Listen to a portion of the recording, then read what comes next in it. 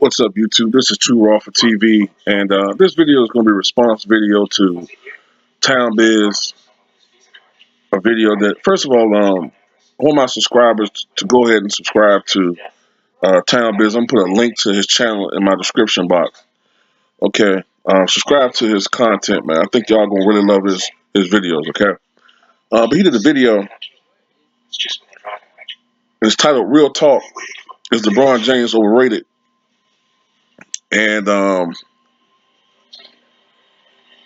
gotta say, man, I agree with virtually every point you made in the video, man.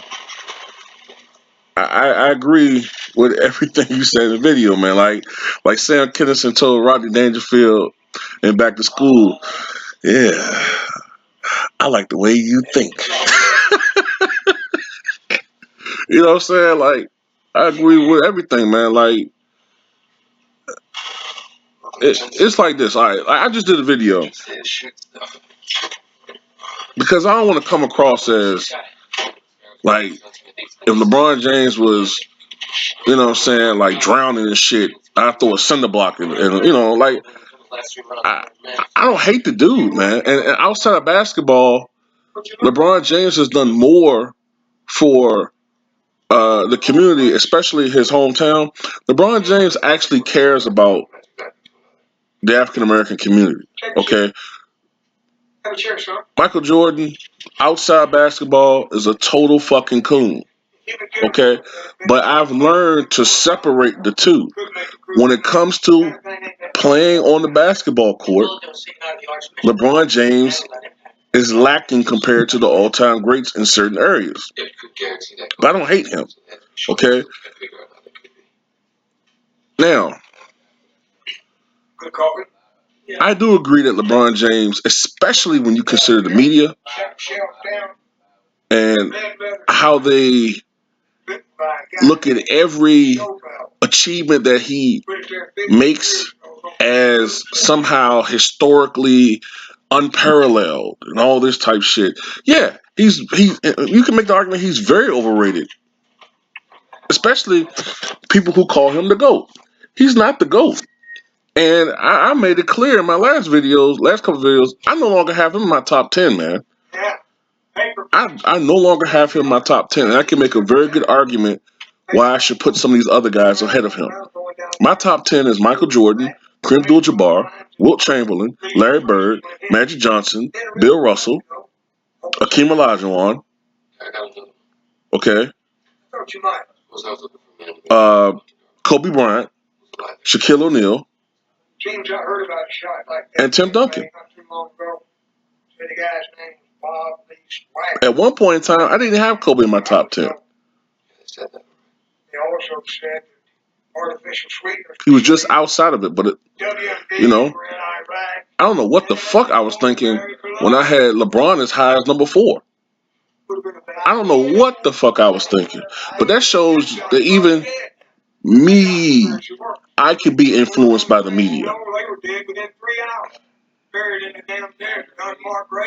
Now,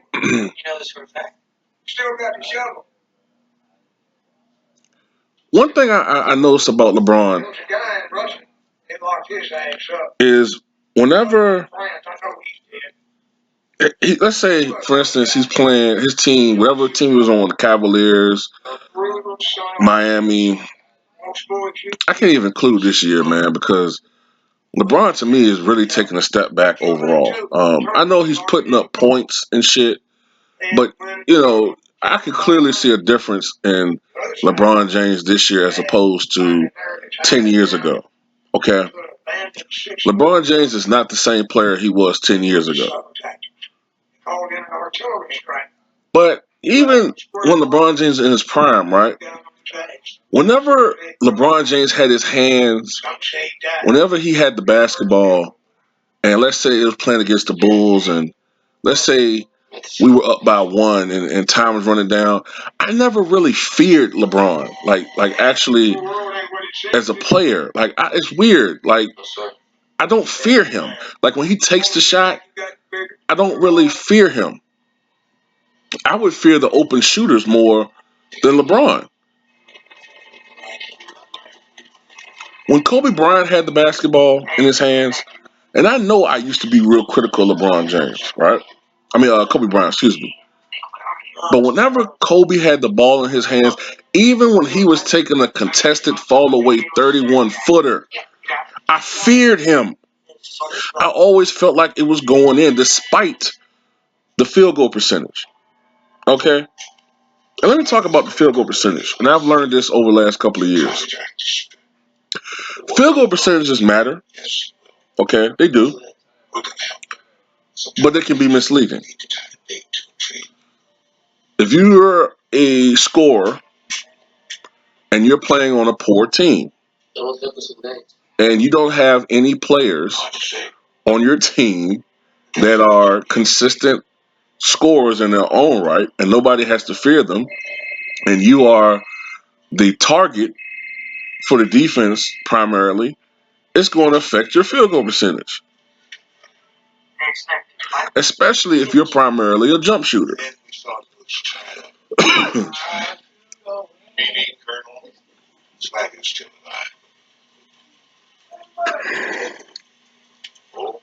Now, LeBron James shoots over 50% from the floor, but a good deal, a good reason why he shoots that higher percentage is I started noticing this in Miami, and at first I wasn't critical of him, but then I began to notice that he was a front runner, and I could tell that when he's playing the game, he's conscious of his statistics.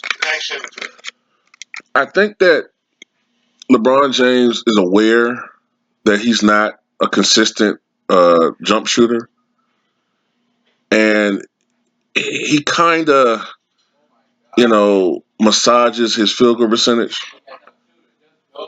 by his shot selection, putting his head down, barreling to the basket. You know what I'm saying? Scoring in the post, scoring in the paint. You know what I'm saying? That's pretty much one of the reasons why LeBron James shoots a high percentage from the field. You won't catch LeBron James throwing up some desperation heave with the shot clock running down because he cares about his field goal percentage too much. And, you know what I'm saying? Like, I've been noticing LeBron James has been slipping as a player for the last couple of years. All right? He's been slipping, in my opinion, maybe for like the last 2 seasons or so. When LeBron James was in Miami, he was a much more dedicated defensive player. Although I thought that his fundamentals on defense were off, he was a lot more active on defense. But then again, he also had other defensive players on that team that could kind of cover for LeBron James's uh, deficiencies on defense at times. But he was at least active, even if he was fundamentally off. And I remember his jump shot being wetter with Miami. I'm not saying he was Stephen Curry, but I remember him more consistently knocking down the mid-range and the outside shot. But then again, you know what I'm saying? That's the influence of having somebody like Pat Riley on you. You know what I'm saying? Motivating you to play better. And I think that Pat Riley is the only fucking person that probably was able to motivate LeBron James to be anywhere close to the maximum player that he possibly can be. Now, at this stage of his career, I don't believe LeBron James is the best player in the NBA. I hope this TV is not too fucking loud, man. I'm looking at the movie, man. At this point in time, man, I think LeBron James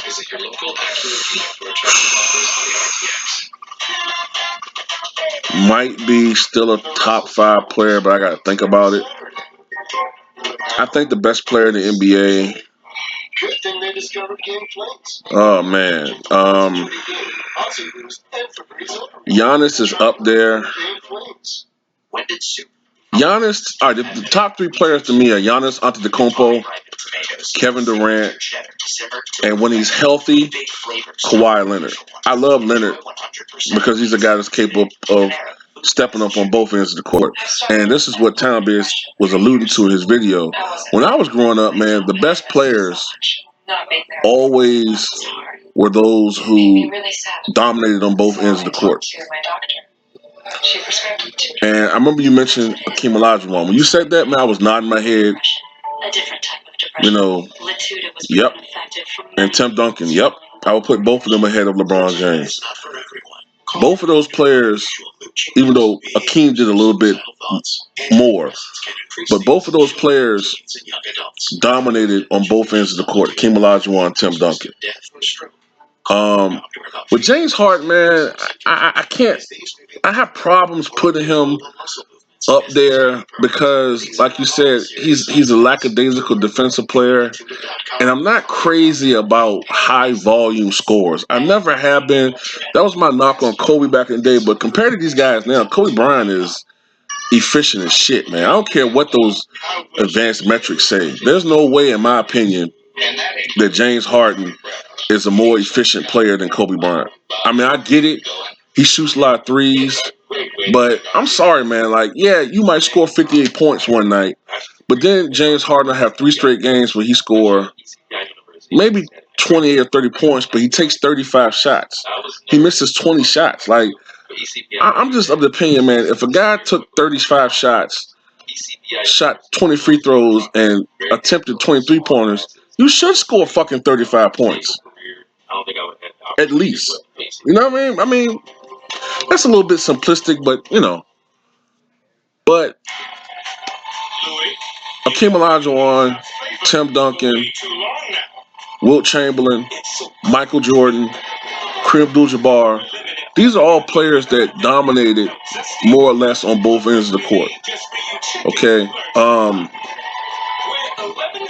Akeem Olajuwon is supremely underrated in some ways, man. Akeem Olajuwon probably would have scored even more points than he did if the Rockets in the early 90s didn't have that stupid ass offense where they were playing outside in and they were depending more on their outside shooters. You know what I'm saying? Their outside scorers. And I think Olajuwon was averaging like 21 points per game or something like that.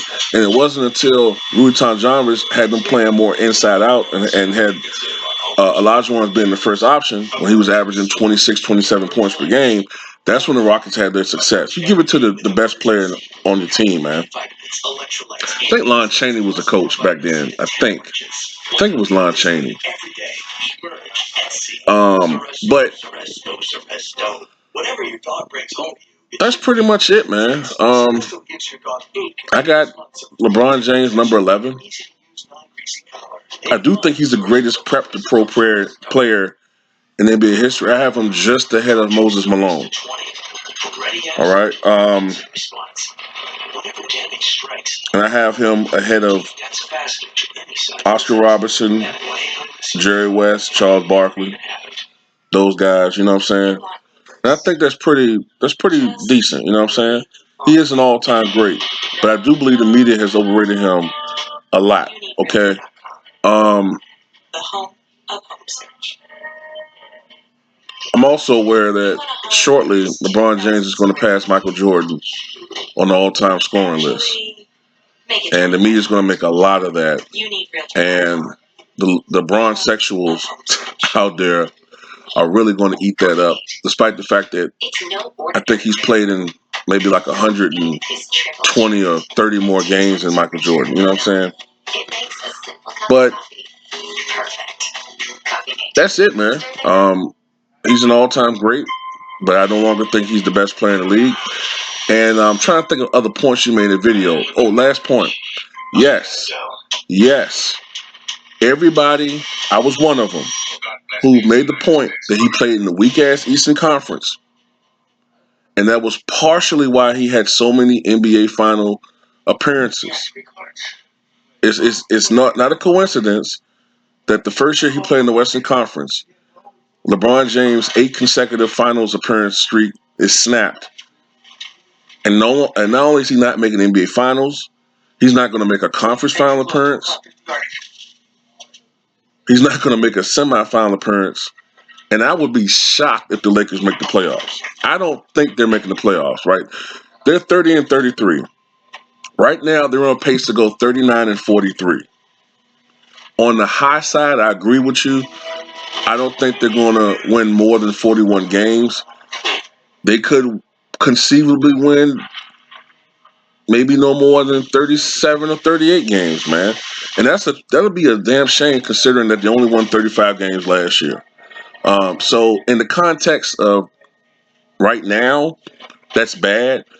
On a historical context, like years from now, I don't think this is going to hurt LeBron James' legacy that much. You know what I'm saying?